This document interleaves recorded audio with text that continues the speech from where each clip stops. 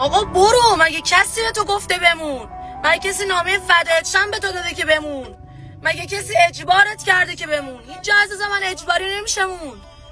به خدا من زور زدم نگرت دارم چون نمیخواستم بابا خودم جایی برم، نمیخواستم خودم کاری بکنم. اینقدر با اخلاقای گندت کنار اومدم که خودم نخوام هرز بپرم، خودم نخوام آدمایی به درد نخور سر راه من بیان. چه میدونستم که تو به درد نخورتر از همه ای؟ چه میدونستم که بابا انتخاب من اشتباهه؟ من فکر میکردم تو میارزی، نمیارزیدی. آقا برو.